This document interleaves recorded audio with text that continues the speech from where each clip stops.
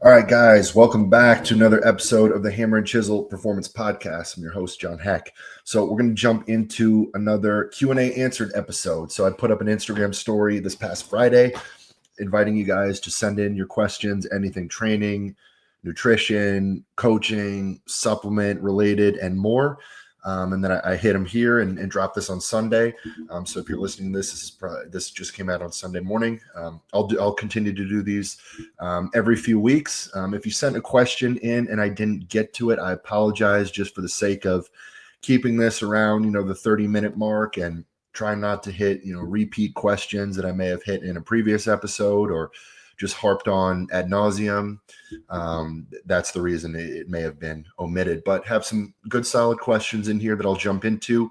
Before I get started, just want to give a quick shout out to the sponsors of the podcast, Troponin Supplements. So, I've never really been a brand guy. I've never truly aligned myself with a brand. But I was using Troponin Supplements for the last few years, just without any affiliation to them. I have a good relationship with the owner, Justin Harris. He's brilliant. He's, in my opinion, the best coach in bodybuilding and just very, very intelligent when it comes to building proper supplements. And he was always a great mentor for me with nutrition. And just I instantly bought in to the supplements that he was putting out, and I was using them with great success for a few years, and then ended up just signing on with them. And I couldn't recommend them more. I love the intra-workout product. They have field rations. I use it during all my training sessions. It's based in highly branched cyclic dextrin, essential aminos, electrolytes. It tastes amazing. So I recommend it to all my clients and use it myself. And then I really like the sleep aid in particular here lately. It's called Hit the Rack. Some significant doses of a number of high quality ingredients, all relevant to falling asleep and staying asleep. So I strongly recommend, if you're someone who has issues with sleep, check out the Hit the Rack product. For anyone who's eating a lot of food and is concerned with blood sugar control, Suppressor Max, it is the best legal over-the-counter blood sugar control supplement that's out there. I mean, even if you're an IFBB pro with access to the insulin, I would still recommend this product. I use it myself. So if you're someone who's pushing a lot of food, you're growing, or just has maybe some high blood sugar in general, highly recommend considering that product. And then, of course, ATP, which I use before every podcast and use on every workday. Sometimes even use it as a pre-workout. 300 milligrams of caffeine, but the kicker is the highly potent nootropic ingredient that is with it. They look at it for, they're studying this ingredient for anti-Alzheimer's, memory enhancement, mood enhancement, antidepressant type effects. And it gives you an astounding just boost in that focus, in mood, in all of those things. So it's an effervescent tablet. You drop it, dissolve it in water like an Alka-Seltzer. Tastes great. So guys, highly recommend them. Check them out. Troponin Supplements. You can use code HECK, capital HECK, at checkout for a discount. But anyway, let's go ahead and dive into these questions. So I'm just going to shoot from the hip as always and kind of go down the line here. Number one, best auxiliary lifts for the deadlift. Running into lower back issues. Okay, so one of my favorite accessories for deadlifts, and you wouldn't initially really associate this with deadlifting, but this would be particularly effective for someone with, a fatigued or inflamed lower back, is front squatting. I see a tremendous value in increasing your strength on a front squat to get transferred over to a deadlift. The front squat is going to be a squat variation that's not going to be lower back fatiguing. In fact, oftentimes you'll go through a front squat session, you'll probably walk away from it feeling like your back feels better, right? Because you're going to just be locked into a strictly upright vertical position. It's not going to force you into any sort of loaded lumbar flexion like a back squat would. It's going to highly engage your mid back. It's going to be more demanding on the core. And I really like the carryover I get to the deadlift when it comes to initiating the pull with leg drive and staying vertical, staying upright, staying strong through the mid and upper back. Building that strength in the front squat has some great carryover there. And you can push the volume and intensity on the front squat while in the midst of a deadlift cycle. And it's not going to have a negative interference effect with your deadlifting, like a back squat would. Other accessories I like for this, I do like a 45-degree weighted back extension. Pinning a dumbbell or plates to the chest, getting a big range of motion, big squeeze at the top. Glute ham raises, Nordic variations. These are all solid. And then just plain and simple, isolating your hamstrings. Like I love a good seated leg curl machine. So awesome, just examples there. But honestly, the front squat in conjunction with some good isolated hamstring work would be where I would really start in terms of a deadlift accessory. Okay, next question. Best pre-workout meal. So I usually keep it simple for myself. I'll either go with chicken breast and white rice or chicken breast and cream of rice. I'll usually try to hit this about an hour to 90 minutes before I start training. But the theme here is I want this low fat. I want it high carb.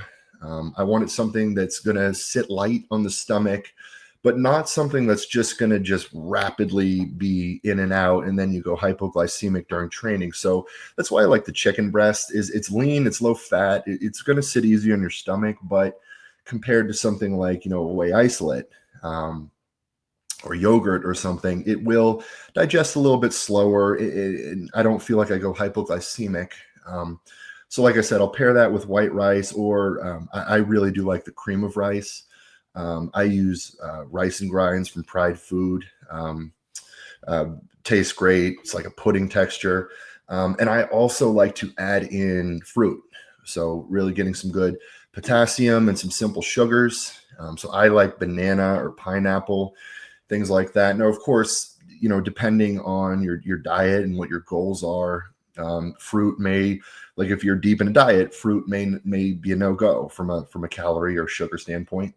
Some people, they don't want like hardly anything on their stomach, so something really light, in which case I would go with something like a cream of rice with stir in a whey isolate, and then add in something like a little bit of almond butter, a little bit of fat, just to slow down that absorption a little bit so you don't go hypo. But those are some solid options right there. All right, moving on. Best advice for a young strength coach. Okay, so I get asked a variation of this often. And oftentimes, the question comes with something like, what's the best book to read? What's the best, certification, etc. And I would always highly recommend that any aspiring strength coach is thoroughly well-read and thoroughly well-versed in the science and academic background that goes into human physiology, anatomy, exercise, sports science, all those things. I got my degree from University of North Carolina in exercise physiology. I'm an avid reader myself, but if I had one big piece of advice to give to any aspiring strength coach, it's the thing that is probably going to separate you is not necessarily going to be your academic knowledge, what books you've read. Anyone can read the books, right? Anyone can gain the requisite knowledge to be a competent strength coach when it comes to programming, the X's and O's. What you need to do is develop the skill set of communicating, of working with athletes face to face. If you're going into team sports like football, where I worked, you're oftentimes dealing with a room full of 50 athletes, and you need to have a presence. You need to be able to command the room. You need to be able to multitask and be able to watch multiple racks operating at once. You need to kind of find your rhythm and your voice when it comes to giving coaching cues while in the midst of a high intensity training session, and the bullets are flying and there's people everywhere and the music's cranking, right? You gotta find your technique of giving quality coaching without just directing all of your attention to one athlete. Meanwhile, your 10 other guys are going unattended now, right? And you need to be able to take the knowledge you have and communicate it to an athlete in a way they understand and can put into practice, you need to gain their respect. You need to gain their trust so they buy into you and buy into what you're saying. And that comes with experience. That comes with practice communicating and being in a setting where you're coaching. So, whether it's getting an internship or whether it's, getting your feet wet in personal training, just finding some way where you can get some actual real world practice coaching another human being and communicating to another human being and putting them through a session. And then especially starting to build your ability to work with multiple people at once and project and be confident and be concise. So, that's a skill set that you're never going to acquire simply by reading and studying. That's something that you've got to do, put into practice. And the truth is, there are some very, very smart people who just are not cut out for that. So that's really where I would practice the most. Okay, next question. Seeing if I really want to go into this one because this is a broad topic, but how to properly carb cycle. So when I look at carb cycling, and this is often how this is programmed, it's breaking the week up into low carb, medium carb, and high carb days. And it's often built around your training split.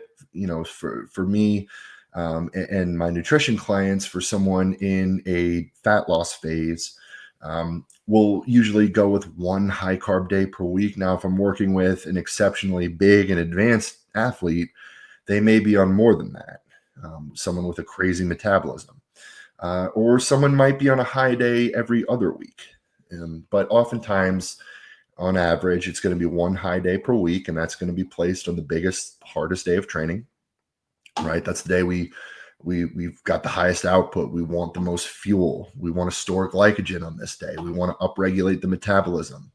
Then the other training days during the week will be your medium carb days. Again, the carbs are higher on this day compared to the low carb day. And this is the day we want and need the fuel, which comes in the form of carbohydrates.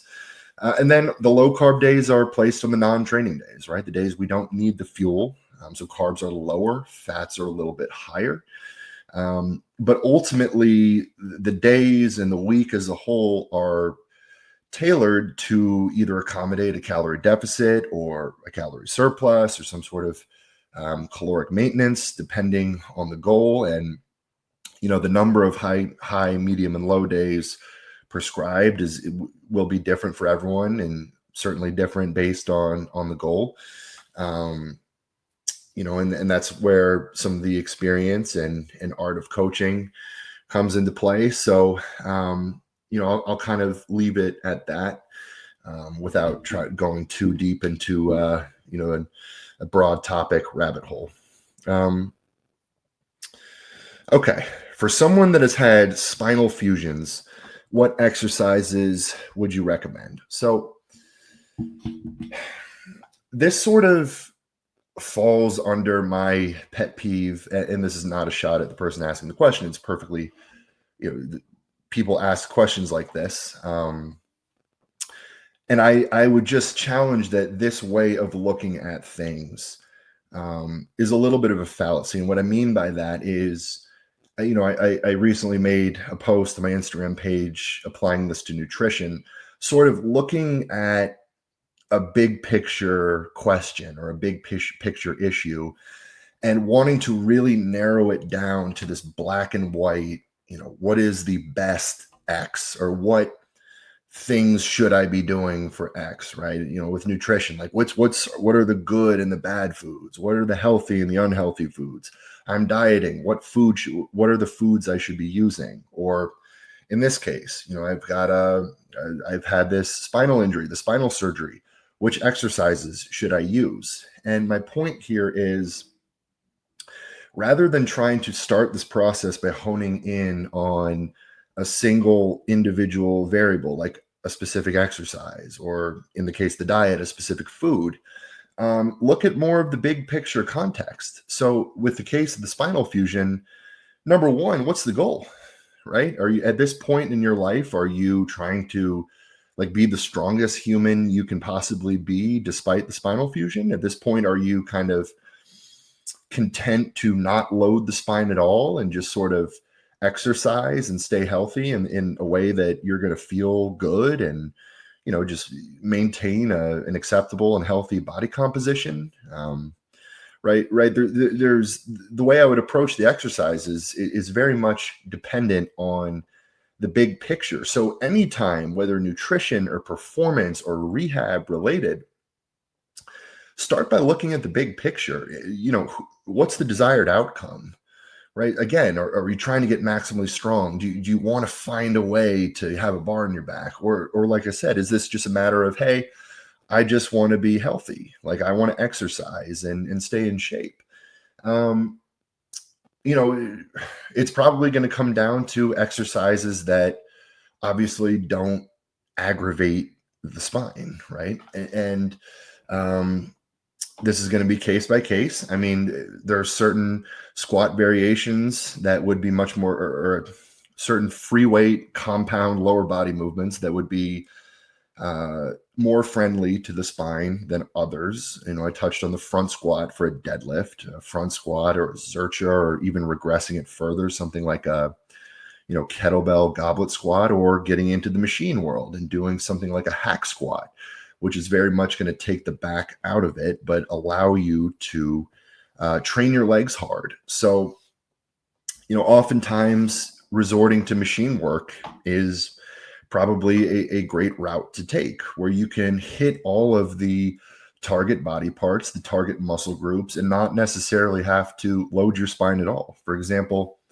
like I said, if you're hitting the hack squat and a leg press and just being strict to not round it all through the lower back, and leg extensions and seated leg curls and, the hip adduction machine and calf raise machines, things like this. I mean, these are all exercises where you can thoroughly crush a lower body session and not load the spine at all. And then the upper body, more self-explanatory, just all seated variations. So, it comes down to what are you trying to accomplish? And if it's simply a matter of the safest way to approach exercise without any risk to your spine, I would just resort to machine work. Okay, moving on to the next question. Okay. What to do first, lose weight or build muscle? What do you recommend? Okay, so this is a good question.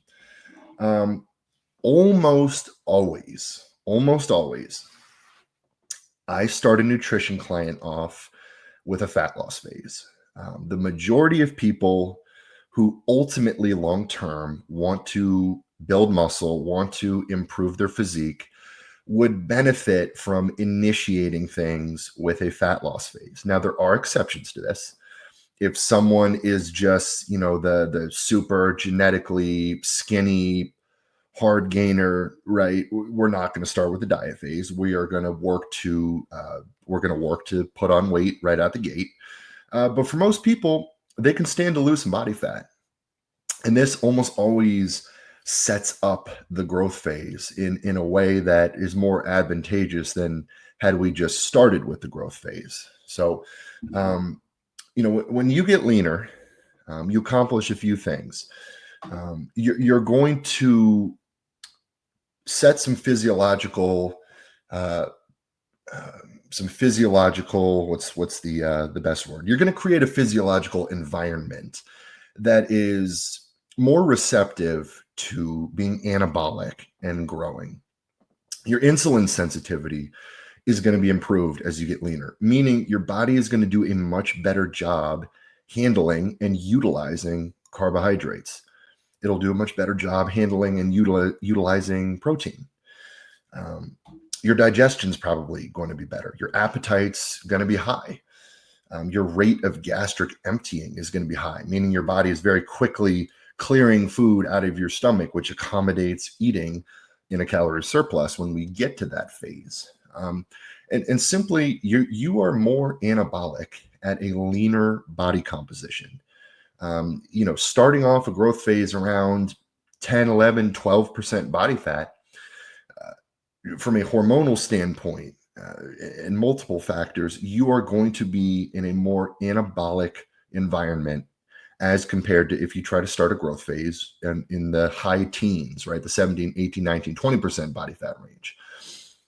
And then the other thing is you're just giving yourself this big runway to add weight, right? Let's say you start a growth phase at 10% body fat, and we add on, however much weight we add on. And during the course of that process, we gain 3% body fat, right? Well, now we've ended the growth phase at 13% body fat, which is still really lean, right? And we've put on all this size now and stayed relatively lean. That's because we started leaner, gave us this long runway to add weight without risk of getting too fat or putting on too much body fat. Versus if you start the growth phase at 17%, well, now not only are you just less receptive to building muscle in general, so you're probably just going to put on a disproportionately higher percentage of fat with the weight you gain. Well, now if you add 3% body fat, you're ending this thing at 20% body fat, and you probably gained less muscle along the way. So again, I almost always recommend starting with a fat loss phase. And that doesn't mean a calorie deficit for 2 or 3 weeks. No, like a full-on fat loss phase, like a good 8, 12, even to 16-week fat loss phase. Doesn't mean you have to get shredded like a bodybuilder, but getting down to where you can start to see your abs showing, like you're putting yourself in a much better position to add on muscle and long term improve your physique and stay lean as you grow. So you don't just get big and sloppy when you get to your peak size. Okay, moving on. How would you couple diet and nutrition with your Train Heroic physique program? All right. Well, I guess this is a good opportunity to give a quick plug to my programs. So if you go to my Instagram, if you just hit the link in my bio, you'll find several different resources. So I have my website, which is up and running, hammerchiselperformance.com. I've got 3 programs for sale on there: a strongman program, a powerlifting program, and an athletic development program, as well as an ebook for basically equipping you with all the tools to set up your own diet. And then I've got a link to my my 2 programs, Power Building and Physique, which are on Train Heroic. Again, you can find those links in my Instagram bio. So yeah, go check that out. Follow me on Instagram. Almost daily training, nutrition content, the occasional humorous skit thrown in there. You can find my podcast as well, the links to all the other episodes. But anyway, getting into the actual question. This really depends on the goal. So the physique program, this would be a great program for building muscle if you're in a gain phase. This is also a great program if you're cutting, right? The program that builds muscle is the same program that's going to retain muscle while you're in a deficit. So in terms of coupling diet and nutrition, well, it depends on what the goal is. If you're trying to add muscle, I would definitely go into a calorie surplus. If you're trying to get leaner, I would go into a calorie deficit. So, but this program is definitely suited to physique enhancement. So I definitely would recommend pushing your physique in one way or the other with the diet, compared to something like the power building program, or the, strongman or powerlifting or athletic development programs, which you certainly can utilize those for physique enhancement, with a calorie deficit or surplus. But those are more programs built around performance.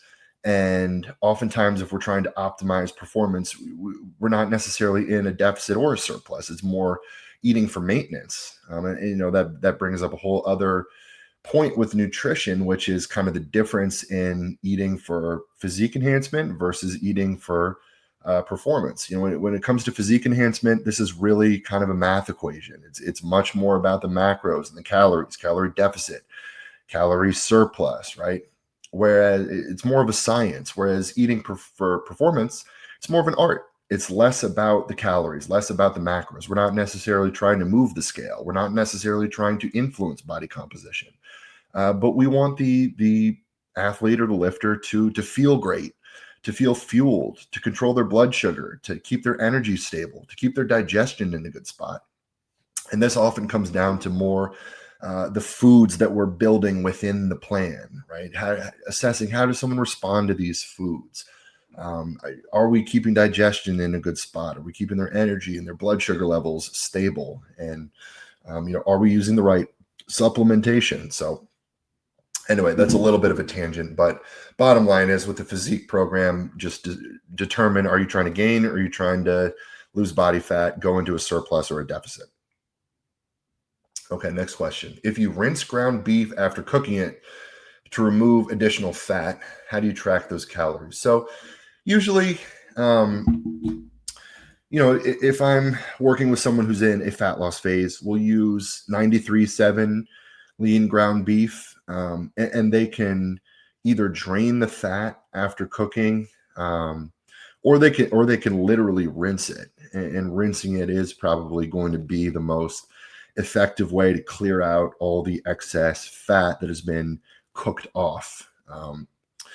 And I would basically equate it to chicken breast at that point, right? If you take 93.7 ground beef and rinse it after cooking, it's going to be at a pretty darn similar macronutrient profile in terms of protein and fat at that point as chicken breast. But I would do this with 93.7. I wouldn't try to use 90-10, 85-15, or certainly 80-20, and just try to rinse it off to get it that lean. That it's just going to be a waste of food volume, and it's probably going to still be too fatty. So okay, couple more questions here. How do you program field work for athletes? Okay. I'll just give a general kind of backbone and framework for how I program this without going into the in-depth. This could be a whole podcast. This could be 5 podcasts in and of itself. But basically, I like to build a day, an acceleration day where we're doing some sort of resisted sprint work, working on hip projection, force into the ground, going from a stopped position and like the name suggests, accelerating, building speed, right? This is your takeoff, your get off. So an acceleration day, a change of direction / deceleration day. In order to change directions, we need to be effective at decelerating, right? Changing directions is stopping your momentum in one direction and reaccelerating in another direction. And your ability to stop on a dime is a very important athletic trait. So working on change of direction and deceleration on that day, having, depending on the athlete and depending on the sport, possibly a max velocity, linear sprinting day where they're opening up for longer distances and getting into true top end track style sprint mechanics. Now, if we're in football and we're working with offensive and defensive linemen, this is not necessarily something we're getting into, or, depending on the sport, if sprinting is not something that is necessarily, the juice isn't worth the squeeze, we don't have to do this. But for a lot of field sport athletes who being fast and opening up and sprinting is a requirement, or just at least an important stimulus for them, that's definitely something to be included. And then conditioning. And then the conditioning is going to be very dependent on what phase of the year are we in, what is the sport in question, what position within the sport. So, acceleration, change of direction, deceleration, possibly max velocity, linear sprinting, and conditioning is kind of the overall framework of programming the field work.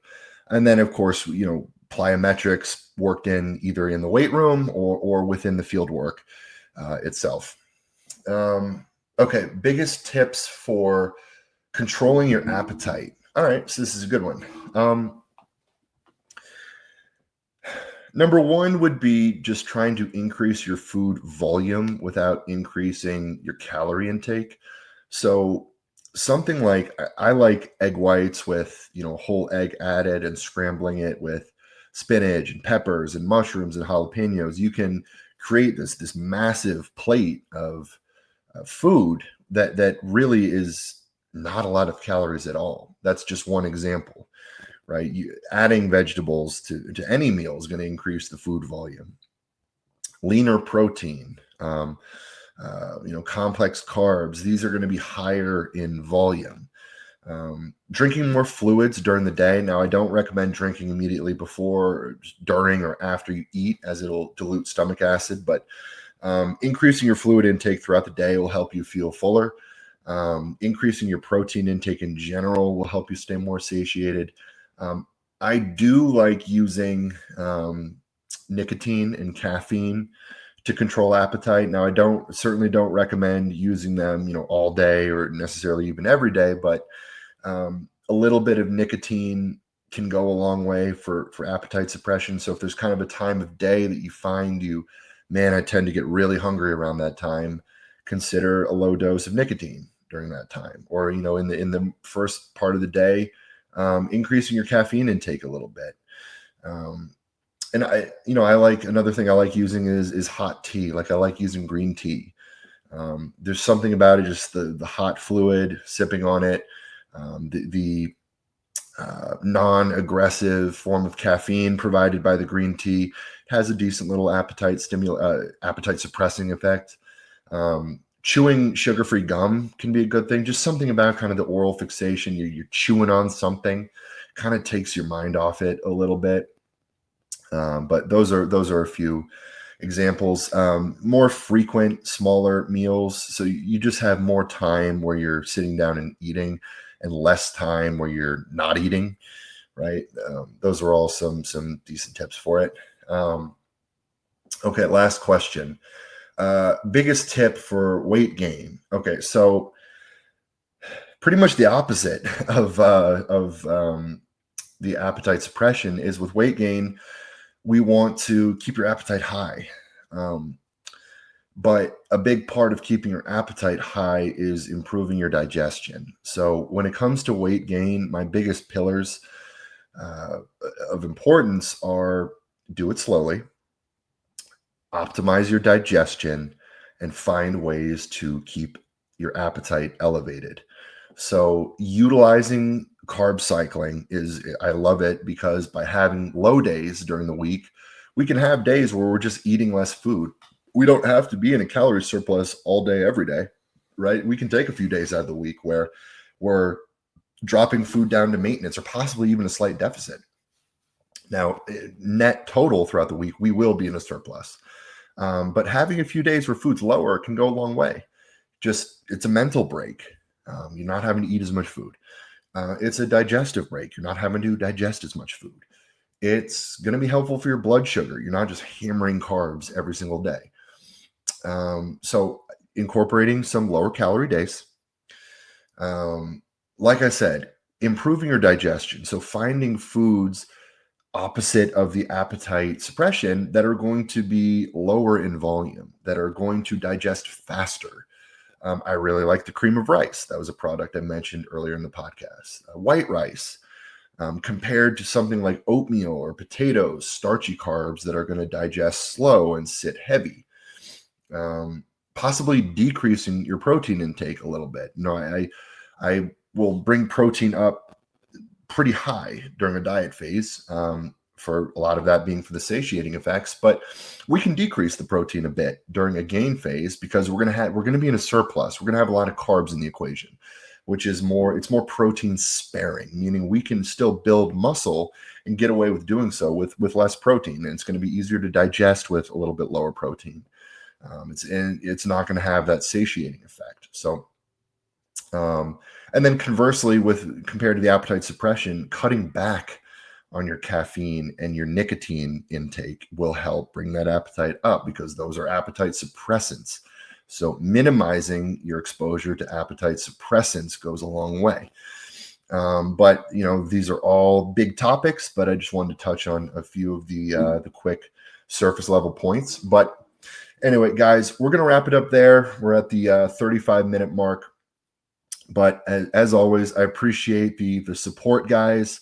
I appreciate you guys tuning into this. We've got some good episodes of the podcast coming out. So keep an eye on it. We're going to hear from Steve Tripp in the next episode. Some of you guys may be unfamiliar with him, but if you are someone interested in training programming, I highly recommend tuning into that one.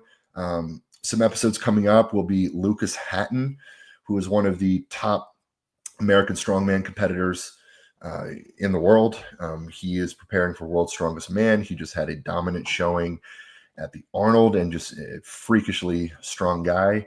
We're going to have an episode with Paul Barnett, which I recently recorded, who you may know him as Anabolic Bodybuilding on YouTube. We go deep into PEDs on that episode. I've recorded an episode with Chad Wesley Smith, one of the smartest and best coaches in the game.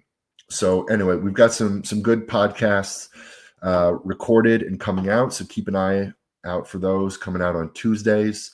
Like I said, follow me on Instagram, hit the link in my bio for all of my resources, and check out Troponin supplements and use code HECK for a discount. But anyway, guys, I appreciate you tuning in, and we'll catch you on the next episode.